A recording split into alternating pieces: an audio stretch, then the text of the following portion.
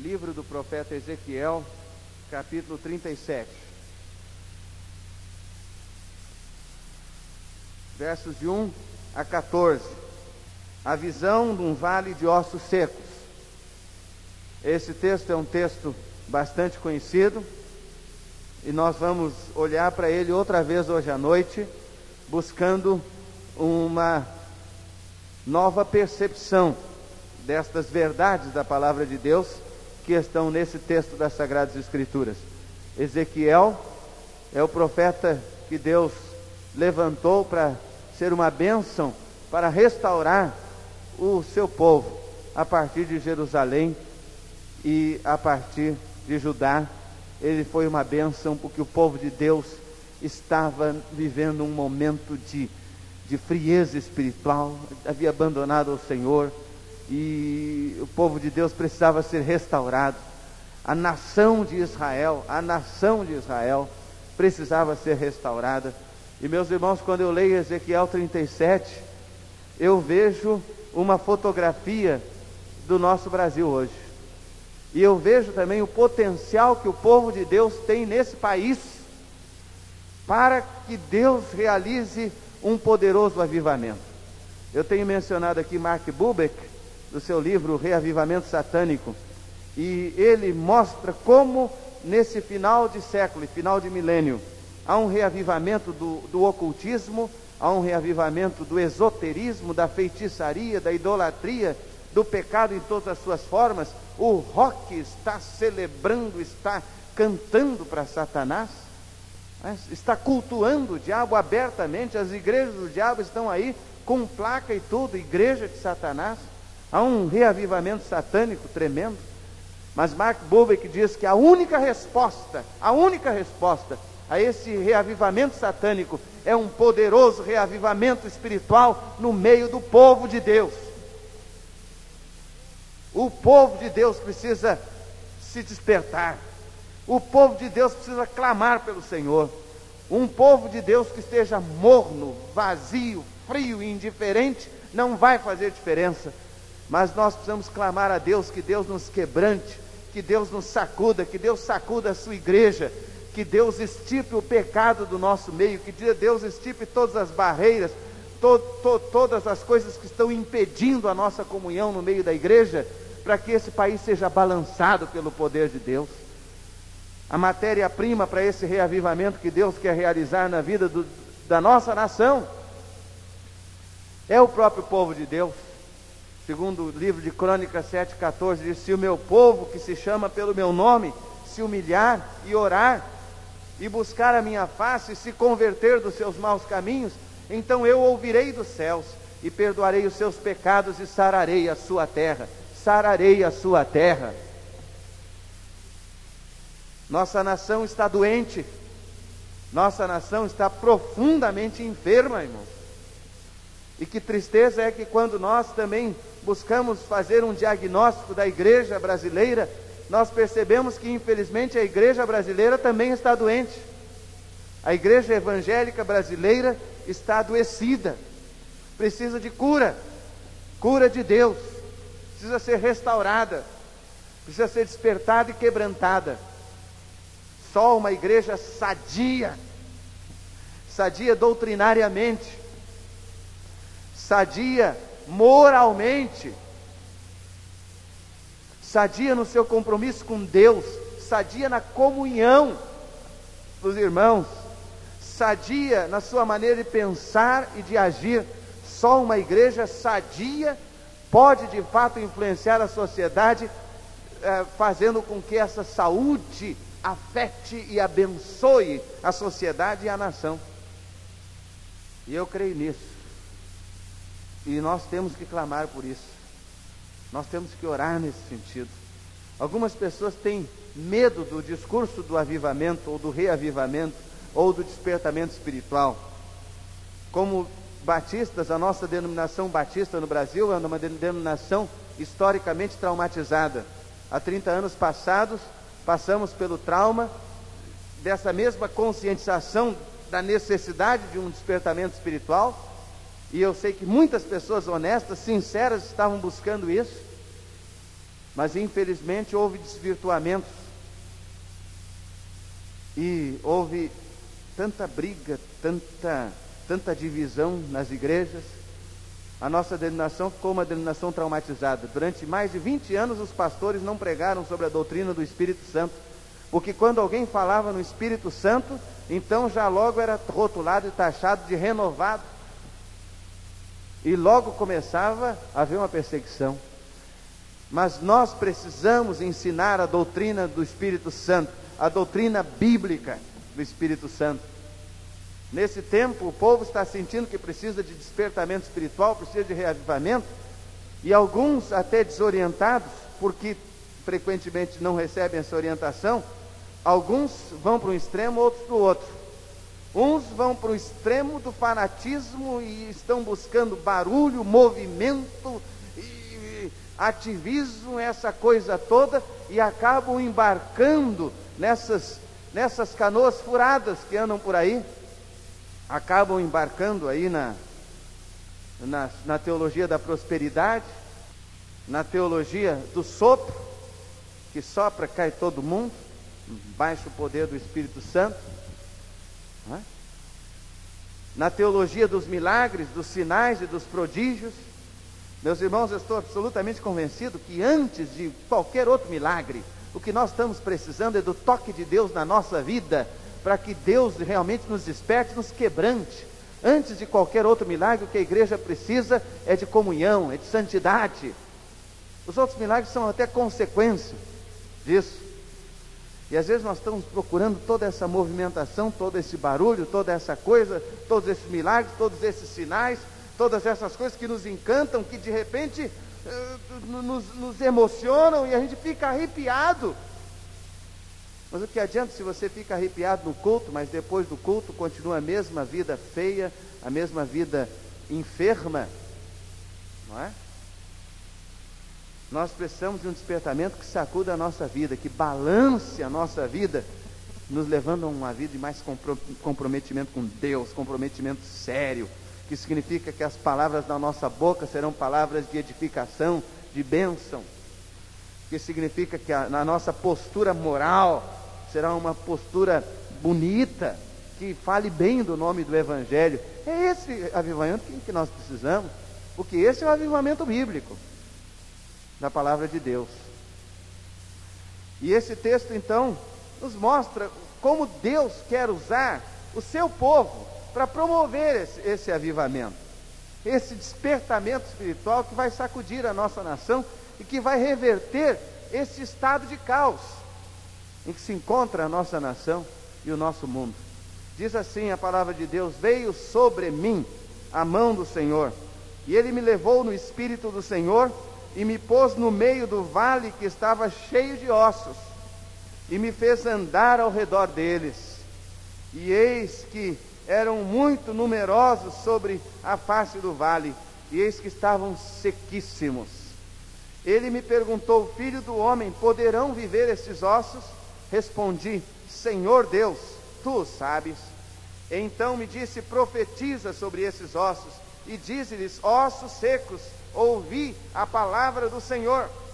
Assim diz o Senhor Deus a estes ossos: eis que vou fazer entrar em vós o fôlego da vida, e vivereis. E porei nervos sobre vós, e farei crescer carne sobre vós, e sobre vós estenderei pele, e porei em vós o fôlego da vida, e vivereis.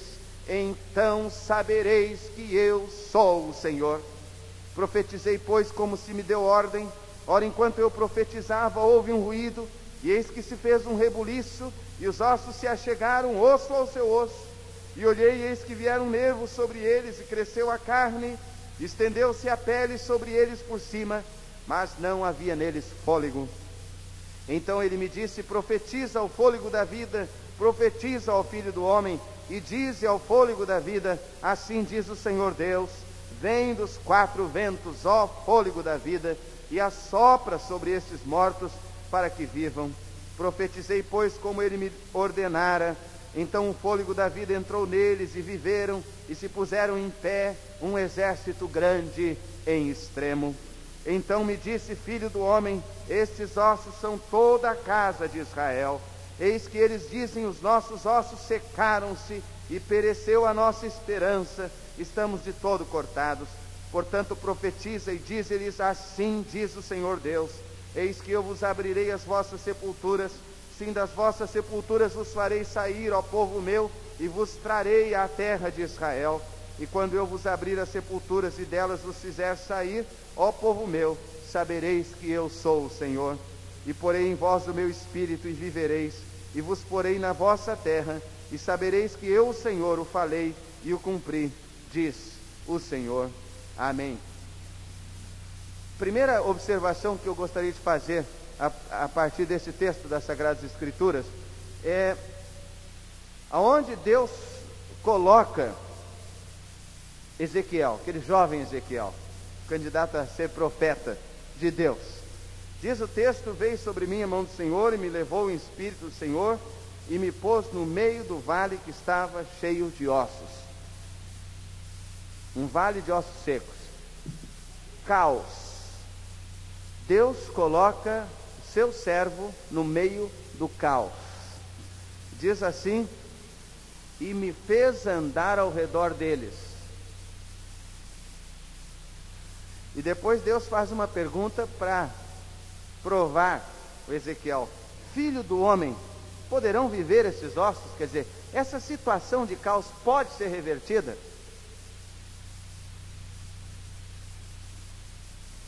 E me fez andar ao redor deles, e me pôs no meio, do vale que estava cheio de ossos. Eu penso que isso fala, irmãos, do propósito de Deus com a sua igreja. Quando Deus coloca a sua igreja, os seus servos e as suas servas no meio do caos. No meio do caos. Ontem viajávamos, eu, Manuel e Josué, fomos lá para Angra dos Reis, depois Mendes. Estamos procurando um bom lugar para o congresso que, pela graça de Deus, vamos realizar o ano que vem, de treinamento de líderes e pastores. E íamos pela Avenida Brasil, direto, quando percebemos que o trânsito começou a ficar congestionado, engarrafando, e daqui a pouco sirenes de todos os lados, helicópteros sobrevoando ali aquela região de Acari, bombeiros, defesa civil, pelotões de choque da polícia militar, polícia civil, todas as redes de televisão, não vou fazer propaganda de nenhuma, todas as redes de televisão, jornais e carros, enfim, helicópteros sobrevoando, todo aquele movimento. E nós começamos a ficar assustados. As multidões nas passarelas olhando. E quando passamos ali então em Acari, na favela de Acari, começamos a ter a impressão do que estava acontecendo, e vocês viram pela televisão. Mais mortes, mais violência, mais intranquilidade, mulheres e crianças correndo nas ruas, no meio do tiroteio, do bombardeio. Exatamente naquela hora nós estávamos passando ali, e nós ali no meio do caos. Eu começo a pensar então, irmãos, qual o propósito com que Deus tem nos colocado no meio do caos, no meio desse vale de ossos secos, quando parece que nada tem sentido, você não consegue ajuntar os ossos, você não consegue entrosar as coisas, parece que tudo perdeu sentido. A gente estava falando sobre essa coisa da inflação aí, e de repente você não tem mais noção de preços. Com o mesmo dinheiro que você compra uma caixa de fósforo, você de repente compra um equipamento elétrico, né? É uma coisa totalmente desorientada. Ninguém sabe mais para onde anda o nosso país. E eu começo a pensar, qual é o propósito de Deus ter nos colocado no meio do caos? Não é? E às vezes a gente fica pensando, eu vou carimbar o meu passaporte, vou sair, vou embora. Mas será que essa é a vontade de Deus? Deus precisa de gente no meio do caos. Há uma missão que é dirigida pelo pastor Valdemar, que Valdemar Carvalho, que é uma missão que seleciona os missionários e os coloca para morarem nas áreas mais pobres das cidades. E eles vão morar lá, e lá eles vão influenciar com o Evangelho de Jesus. Essa gente entendeu o que é ser colocado por Deus no meio do caos. E que no meio do caos nós não precisamos perder a esperança. No meio do caos. Porque a pergunta do Senhor é essa: poderão viver esses ossos? Quer dizer, será que essa situação de caos pode ser mudada? Pode ser revertida? E a resposta é essa: pode sim, pode sim. Vamos pregar a palavra de Deus, vamos testemunhar. Ele disse: profetiza sobre esses ossos. E ele disse: ossos secos, ouvi a palavra do Senhor. Esse é o tempo do testemunho da igreja de Jesus no Brasil. Não é outro tempo. Meus irmãos, nós estávamos temendo há algum tempo atrás que os comunistas fossem os grandes perseguidores do Evangelho no Brasil, como foram nessas últimas décadas lá na Europa Oriental e em outras partes do mundo, até em Cuba, China e assim por diante. Mas nós vamos ter a nossa história com o povo no Brasil. Os irmãos viram que aqui nós somos perseguidos como crentes por outros motivos. E parece que o cerco tende a se fechar sobre a igreja nesse país. Nós somos acusados, nós somos perseguidos. Há outros motivos por aí. A sociedade critica, diz que os crentes estão indo para a igreja para dar dinheiro para pastor, e que igreja é isso e que igreja é aquilo. Parece que os motivos aqui são outros, mas o inimigo que está por trás disso é o mesmo, e nós o desmascaramos em nome de Jesus. Nós o desmascaramos em nome de Jesus. Mas eu creio, meus irmãos, que é exatamente no meio desse caos que a igreja do Senhor Jesus Cristo vai construir o seu grande avanço, o seu grande impacto para influenciar essa sociedade e esse país. Quando eu lembro que na Segunda Guerra Mundial o Japão ficou literalmente destruído, 2 bombas atômicas, fora o resto da guerra. Quando eu lembro que a Alemanha ficou literalmente destruída na Segunda Guerra Mundial, e quando eu percebo que esses povos se levantaram das cinzas, eu fico pensando: nós que temos o Espírito Santo de Deus, como igreja do Senhor Jesus Cristo nesse país, temos de nos levantar do meio do caos, levantar a cruz do Salvador e declarar: sim, há esperança para esse caos. Eu estava nesse final de semana realizando conferências ali em Parque União, em Bom Sucesso, numa igreja que fica no meio de uma favela. Mas que bênção! Desde sexta, sábado, no domingo, eles saíram de manhã, a igreja fez a escola bíblica e saiu pelas ruas estreitíssimas da favela. O cantor que veio de São Paulo cantando com um sistema de som, e toda a igreja saiu de manhã pregando o Evangelho. Cada esquina eles paravam com uma mensagem de 2 minutos, distribuíam os convites, estavam trazendo o povo. A igreja à noite estava cheia, talvez 1.200, 1.300 pessoas ou mais lá. Nos santuários, mais 2 salões com circuito fechado de televisão, uma bênção. Só no domingo à noite, 47 almas vieram chorando, clamando, toxicômanos, viciados, alcoólatras, pessoas escravizadas à feitiçaria, e vinham clamando por Jesus. Um rapaz jurado de morte por causa do tóxico. Foi nessa igreja que algum tempo atrás um moço foi morto dentro do santuário. O outro tinha sido morto no mesmo domingo de manhã, na porta do santuário. Mas ali estava aquele povo, e um moço jurado de morte aceitou a Cristo naquela noite. E eu vi depois, cumprimentando o povo no final do culto, aqueles jovens, inclusive um deles que veio dos tóxicos, já trouxe vários outros para Jesus. Eles estão realizando um ministério da madrugada.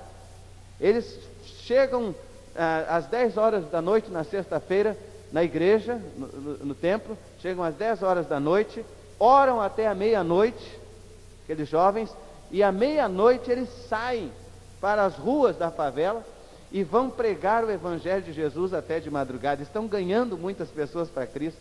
Eles descobriram que nós também já constatamos, que de madrugada talvez haja muito mais gente na rua do que de dia, e pronta e precisando do Evangelho do Senhor Jesus Cristo. Há esperança para esse caos.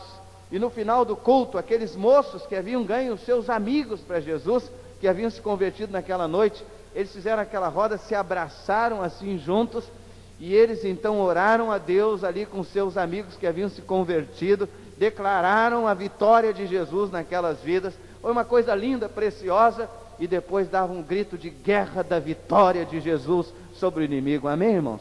E eu fiquei impressionado com aquilo. O que acontece quando o povo de Deus é despertado? O que acontece quando o avivamento vem?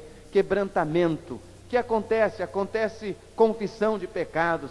O povo começa a mudar de vida. O que acontece? Há um ardor evangelístico e missionário que ninguém mais segura a igreja, quando a igreja de fato é balançada pelo poder de Deus. Ninguém mais segura a igreja. Nós vamos querer ganhar os nossos amigos, os nossos vizinhos, os nossos parentes para Jesus. Nós vamos pregar o Evangelho, nós vamos orar, e essa vai ser uma coisa espontânea. Algumas coisas magníficas começam a acontecer quando o avivamento vem na vida da igreja, e estas são as evidências verdadeiras do avivamento.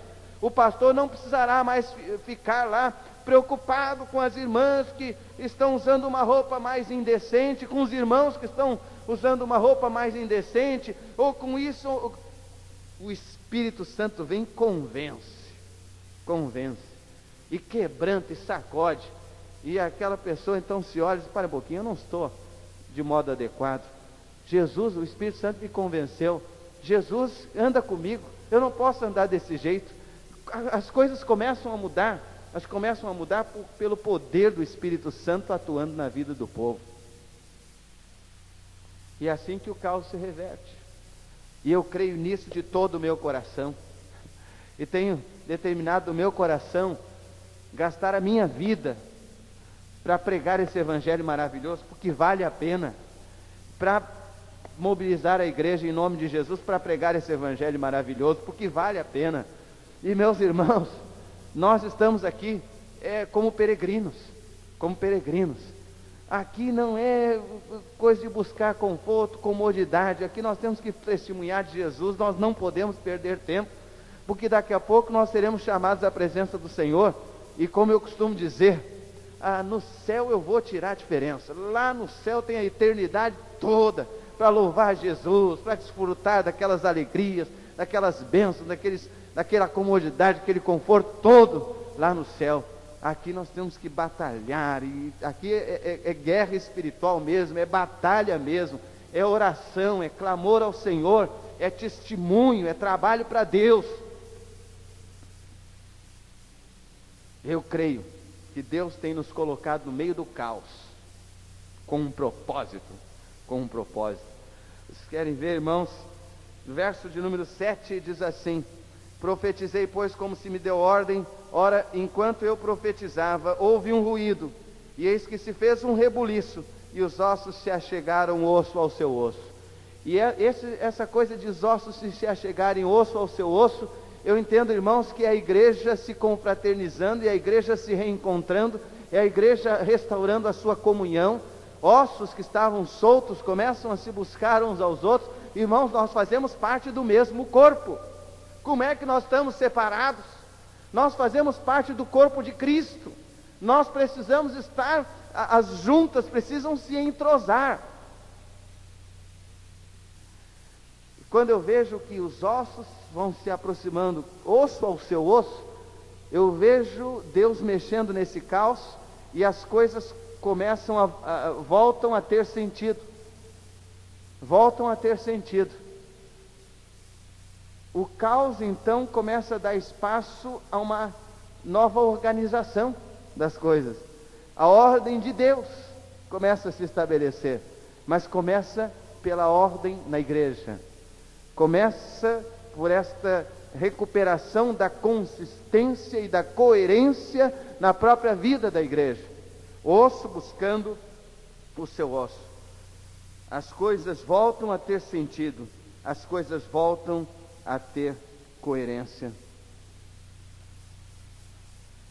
Mas, além disso, a palavra de Deus nos mostra nesse texto,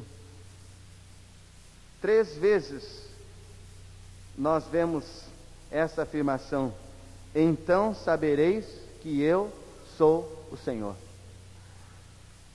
Eu vejo aqui, irmãos, que Deus está dizendo: olha, vocês precisam saber que eu sou Deus. Vocês precisam experimentar o meu poder na vida de vocês. Vocês precisam saber que eu sou Deus soberano. E Deus está dizendo aqui que quando Ele começa a fazer essa obra de despertamento no meio do seu povo, da sua igreja, o povo de Deus começa a saber quem é Deus e que Ele é Deus, que Ele é Senhor. Então sabereis que eu sou o Senhor. Então sabereis que eu sou o Senhor. No verso 6, parte B, no verso 13, diz de novo: sabereis que eu sou o Senhor. E no verso 14 diz de novo: sabereis que eu sou o Senhor. Essa talvez seja uma das coisas fundamentais da vida da igreja, sabermos que Deus é o Senhor. Porque às vezes nós queremos dirigir a nossa própria vida. Agora eu lhe pergunto, você que está nos visitando hoje, você que é membro da igreja, você que está ouvindo a palavra de Deus, você sabe que Deus é o Senhor? Você tem experimentado o poder de Deus na sua vida? Você tem experimentado Deus de fato dirigindo a sua vida? Tem deixado Ele ser Senhor? Ou você tem vivido como se isso não fizesse diferença? Finalmente, novos ventos sopram sobre o vale. Novos ventos, diz assim, no verso 8: olhei, eis que vieram nervos sobre eles, cresceu carne, estendeu-se a pele sobre eles por cima, mas não havia neles fôlego. Então ele me disse: profetiza ao fôlego da vida, profetiza ao filho do homem, dize ao fôlego da vida, assim diz o Senhor Deus: vem dos 4 ventos ao fôlego da vida, e assopra sobre esses mortos para que vivam. Profetizei, pois, como ele me ordenara. Então o fôlego da vida entrou neles e viveram, se puseram em pé um exército grande em extremo. O Espírito Santo frequentemente é mostrado na palavra de Deus com o símbolo do vento. Há alguns aí, numa doutrina estranha, que dizem que o Espírito Santo é a força ativa de Deus. Não, senhores. O Espírito Santo é Deus, é pessoa, é pessoal. Ele decide, ele impede, ele ordena, ele faz, ele convence. São atributos de pessoa. O Espírito Santo de Deus, é a pessoa. Mas ele é simbolizado frequentemente na Bíblia como o vento. Você vê lá no Evangelho segundo João, capítulo 3, verso 8, quando Jesus disse: o vento sopra onde quer. Não é? O vento sopra onde quer. Assim é todo aquele que é nascido do Espírito. O vento sopra onde quer, ouves a sua voz, mas não sabes de onde vem, nem para onde vai. Assim é todo aquele que é nascido do Espírito. Então, o que lhe peço hoje à noite é isso: abra as janelas. Lá em Atos 2, no dia de Pentecostes, eles ouviram um ruído como de um forte vento, e o Espírito Santo de Deus desceu sobre o seu povo, inaugurando a obra do Espírito Santo na vida do seu povo. É esse vento que vai invadindo a vida da gente. E o que eu digo é isso: abra as janelas, deixe o poder de Deus soprar e jogar para fora tudo que não presta, tudo que não é do Senhor, mudar a sua vida, arejar a sua vida, a sua mente, o seu coração, a sua vida, precisam estar sendo arejadas por esse vento que vem do Calvário, esse vento que vem da cruz. Novos ventos precisam soprar nesta nação, novos ventos precisam soprar nesse país, amém, irmãos? O vento do Espírito de Deus precisa soprar nesse país, o vento do Espírito Santo de Deus, os ventos do avivamento precisam soprar nesse país. E esses ventos do avivamento trazem saúde, trazem frutificação, trazem bênção para o povo de Deus. Uma das razões do nosso fracasso é que nós teimamos em lutar com as nossas próprias forças. Desista de lutar com as suas próprias forças e dê espaço para o Espírito Santo de Deus atuar na sua vida. Há um propósito com o qual Deus tem nos colocado no meio do caos. Poderão viver esses ossos? Nós cremos que podem. Nós cremos. Nós cremos no poder de Deus que liberta drogados, que liberta alcoólatras, que liberta feiticeiros, que liberta os que estão escravizados a todas as formas de opressão maligna, que liberta sim, que transforma aqueles que estão escravizados ao pecado. Sim, esses são os ventos que estão soprando, os ventos do Espírito que estão soprando no vale, neste vale no qual Deus tem nos colocado, e as coisas começam a voltar a ter sentido, porque o povo de Deus sabe a que veio. O povo de Deus sabe a que veio, para que foi colocado aqui. E eu fico perguntando, por que Deus me colocou aqui em São Gonçalo? Ele tem um propósito. Ele me colocou aqui para acreditar que é possível influenciar e abençoar essa terra. Porque Deus nos colocou nesse tempo, irmãos, aqui nesse país. Eu estou percebendo claramente que Deus está fazendo uma grande obra nesse país. Deus está fazendo, há um despertamento espiritual. Nós estamos na véspera do despertamento, na véspera do avivamento. E a palavra de Deus diz lá em Josué 3:5: santificai-vos, porque amanhã fará o Senhor maravilhas no meio de vós. Assim como Deus atuou lá na Europa Oriental, mudou com aqueles ventos novos que derrubaram o muro de Berlim, que derrubaram os impedimentos na Albânia, que mudaram as coisas, derrubaram a cortina de ferro lá